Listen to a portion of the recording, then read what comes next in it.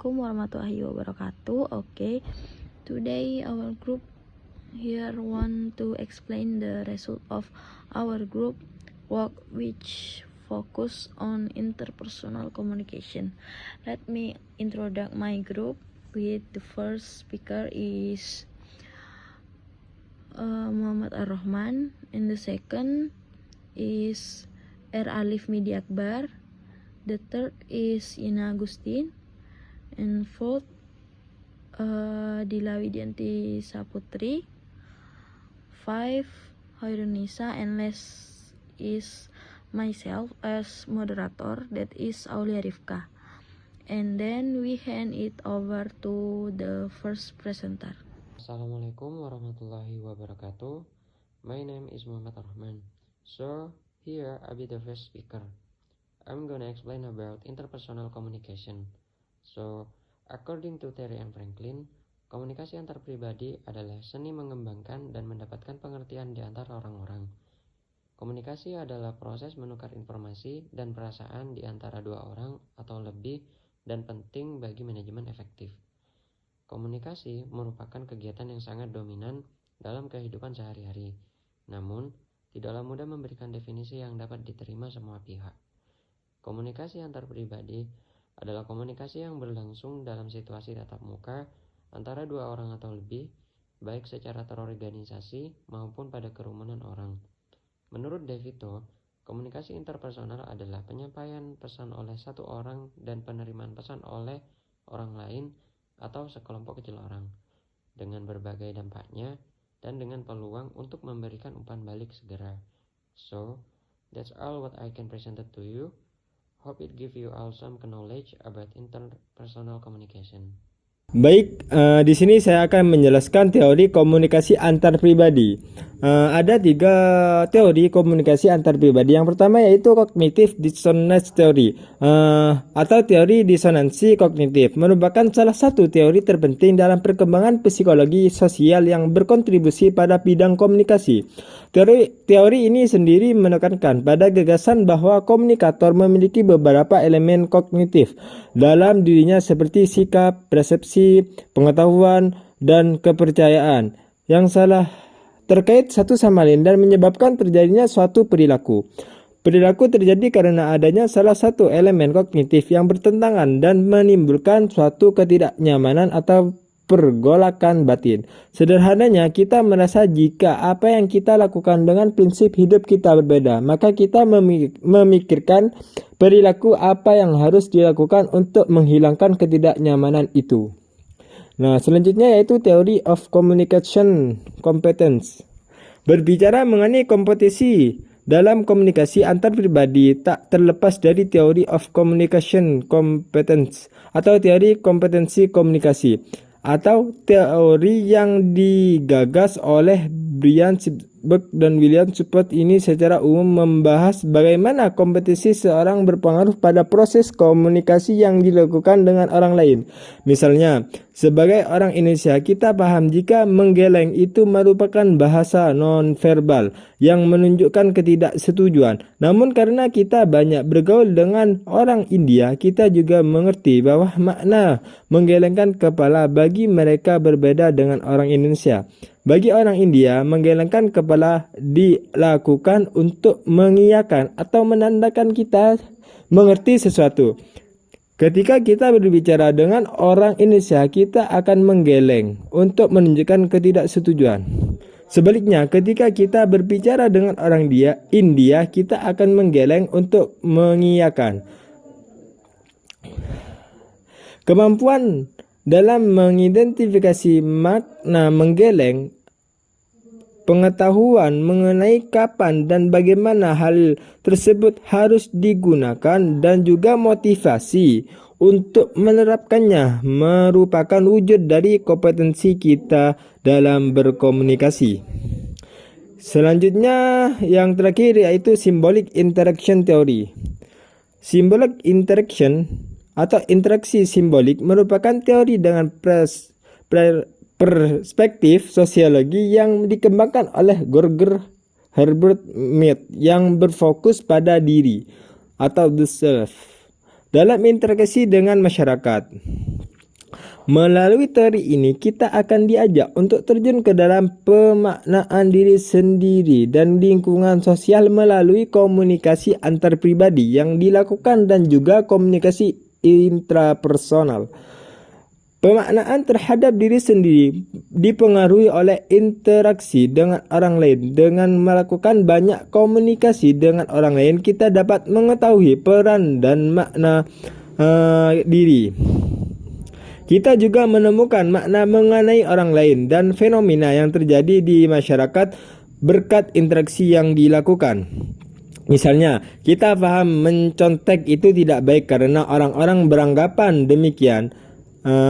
Kejadian yang kita alami dan pembicaraan yang kita lakukan dengan orang lain melalui komunikasi antar pribadi mempengaruhi bagaimana diri berpikir, bersikap, dan berbicara. Untuk memutuskan hal tersebut, biasanya kita akan melakukan komunikasi dengan diri sendiri. Terima kasih. Selanjutnya akan diteruskan oleh pemateri selanjutnya. Teori gaya kepemimpinan, teori X dan Y. Salah satu model perilaku kepemimpinan adalah teori X dan Y yang dikemukakan oleh Douglas McGregor. Dengan teori X dan Y didasarkan pada berbagai asumsi tentang para karyawan atau pegawai dan bagaimana memotivasi mereka. Berbagai asumsi yang mendasari teori X dan Y adalah: teori X, karyawan cenderung tidak suka atau malas bekerja, kalau mungkin menghindarinya. Sedangkan teori Y, karyawan suka bekerja. Teori X, karyawan selalu ingin diarahkan, sedangkan teori Y, karyawan yang memiliki komitmen pada tujuan organisasi akan dapat mengarahkan dan mengendalikan dirinya sendiri. Sedangkan teori X, manajer harus selalu mengawasi kerja, dan teori Y, karyawan belajar untuk menerima bahkan mencari tanggung jawab pada saat bekerja. Teori X pada dasarnya cenderung negatif dan gaya kepemimpinan yang diterapkan adalah suatu organisasi adalah gaya kepemimpinan petunjuk atau directive leadership style. Gaya kepemimpinan petunjuk sangatlah tepat diterapkan manakala karyawan yang menjadi bawahannya tersebut cenderung pasif, malas bekerja, tidak kreatif, dan tidak inovatif. Oleh karena itu, peran pengarahan yang dilakukan oleh manajer suatu organisasi menjadi sangatlah dominan dan penting bagi kemajuan organisasi tersebut. Teori Y pada dasarnya cenderung positif dan gaya kepemimpinan yang diterapkan adalah gaya kepemimpinan partisipatif atau participative leadership style. Dalam teori Y, diasumsikan bahwa karyawan cenderung berperilaku positif. Karyawan pada dasarnya memiliki semangat kerja yang tinggi, tidak malas bekerja, ingin kerja mandiri, dan memiliki komitmen yang tinggi dalam mencapai tujuan suatu organisasi. Di samping itu, karyawan juga memiliki kecenderungan untuk memiliki rasa tanggung jawab yang tinggi terhadap setiap pekerjaan yang mereka kerjakan. Oleh karena itu, gaya kepemimpinan yang diterapkan dalam situasi tersebut adalah gaya kepemimpinan partisipatif di mana para karyawan dilibatkan di dalam proses pengambilan keputusan. Sedangkan 4 gaya kepemimpinan. Yang pertama ada pengarahan. Gaya kepemimpinan atau pengarahan directing tepat digunakan pada situasi dan kondisi di mana pada karyawan belum memiliki pengalaman yang cukup dalam menjalankan suatu tugas tertentu. Di samping itu, tugas pekerjaan yang harus diselesaikan juga cenderung kompleks dan rumit. Oleh karena itu, seorang manajer harus menjelaskan sejelas mungkin dan rinci tentang apa yang harus dikerjakan, bagaimana cara mengerjakan, dan kapan pekerjaan tersebut harus dapat dilaksanakan. Yang kedua ada pembekalan. Gaya kepemimpinan pembekalan atau coaching tepat digunakan pada situasi dan kondisi di mana para karyawan telah memiliki pengalaman yang cukup dalam menyelesaikan pekerjaan. Di samping itu, karyawan memiliki motivasi yang cukup tinggi dalam menyelesaikan setiap pekerjaannya. Dalam hal ini, seorang manajer perlu juga memberikan penjelasan seperlunya terhadap tugas dan pekerjaan yang belum dipahami dan baik oleh para karyawan. Yang ketiga ada dukungan.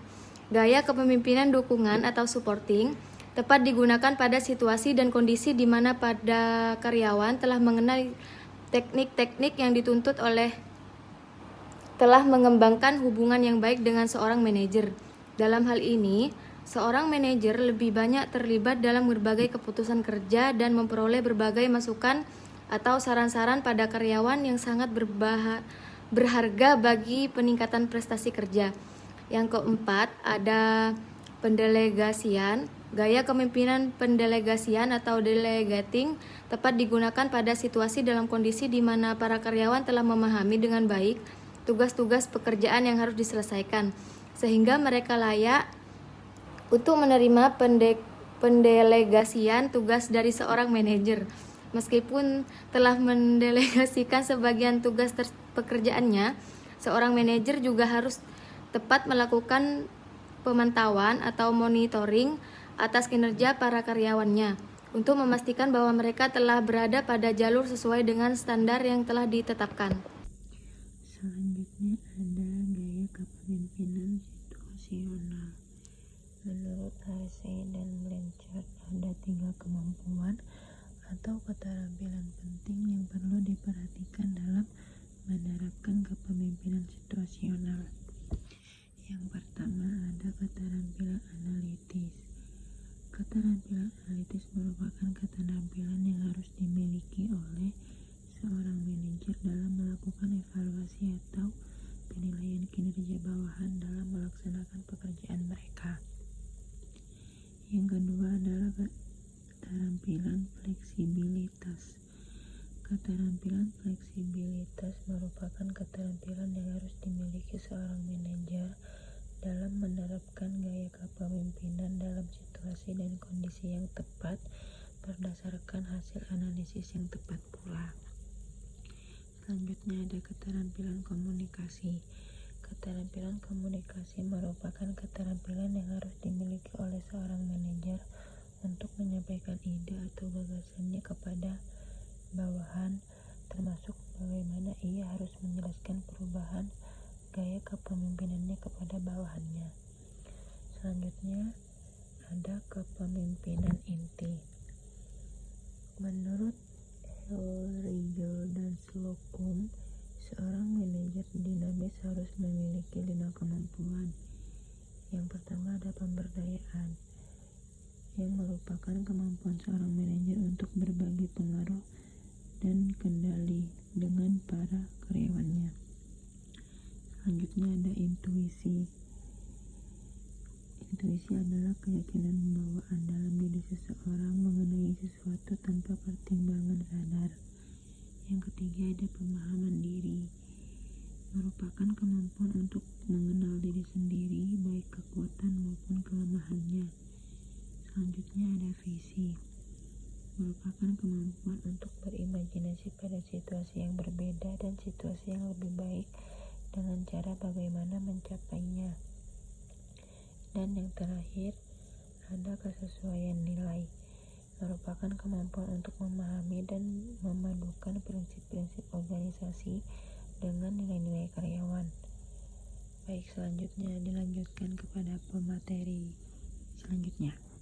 Baik, saya Hoirun Nisa, NPM 721213397 akan melanjutkan presentasi selanjutnya, yaitu kebutuhan hidup manusia. 1. Teori hierarki kebutuhan.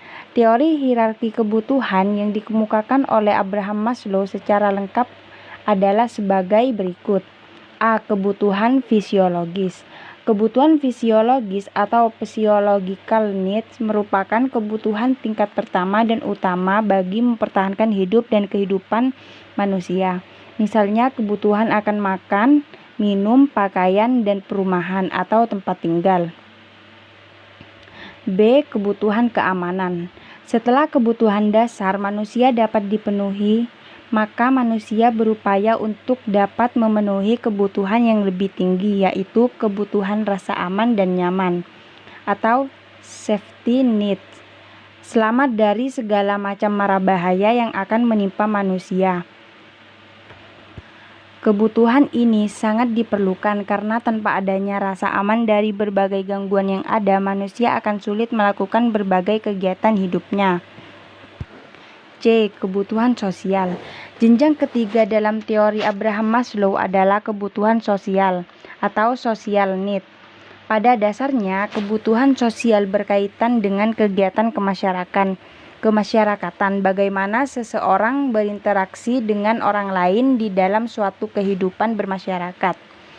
Manusia adalah makhluk sosial yang selalu berhubungan dengan orang lain dimanapun kita berada, baik di kota maupun di desa. Hidup dalam kebersamaan, kegotong royongan, saling membantu antara yang satu dengan yang lain merupakan kebutuhan yang harus diperhatikan. Contoh sederhananya adalah kebutuhan kemasyarakatan yang dilakukan oleh suatu masyarakat dalam melakukan kerja bakti di lingkungan masyarakat, seperti kegiatan bersih-bersih lingkungan, kegiatan pengamanan ronda, dan gotong royong. D. Kebutuhan status. Selain pemenuhan akan kebutuhan dasar, manusia juga ingin memenuhi kebutuhan akan status dirinya. Kebutuhan manusia akan status atau status need berkaitan dengan pengakuan, penghargaan, kedudukan, dan tingkatan sosial di masyarakat. Manusia ingin diakui, dihargai, dan dinilai segala kegiatannya di dalam bermasyarakat.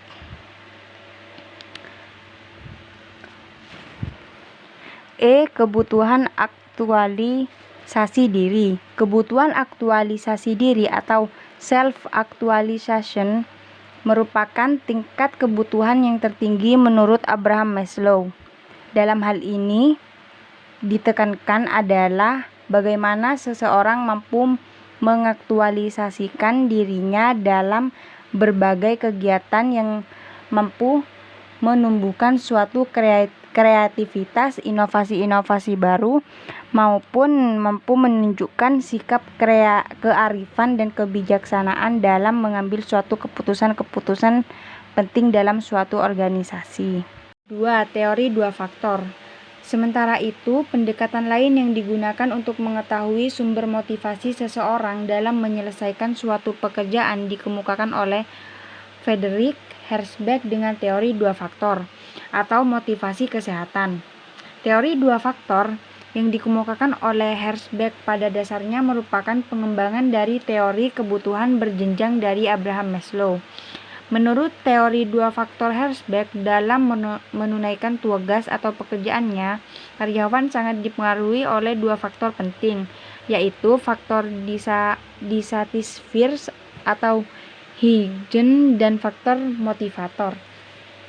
Faktor ketidakpuasan atau faktor kesehatan merupakan faktor yang mempertahankan atau menjaga tingkat motivasi kerja karyawan jika faktor tersebut diberikan secara tepat.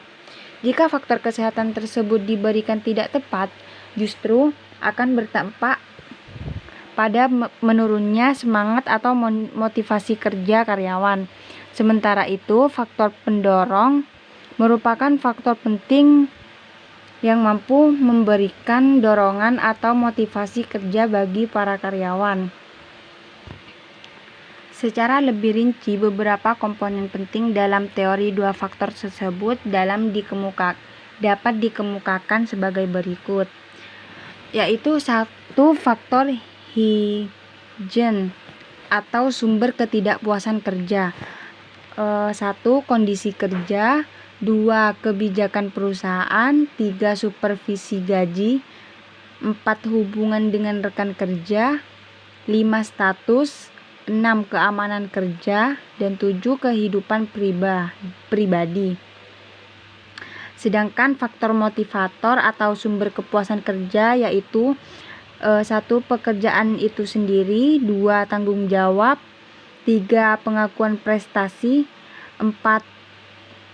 Promosi. 5. Pertumbuhan. Dan 6. Pengembangan. The conclusion is that interpersonal communication is a process of exchanging meaning between people who communicate with each other. This process refers to change and action that take place continuously. Okay, that's all the explanation from our group. For the rest, we apologize and we thank you. Assalamualaikum warahmatullahi wabarakatuh.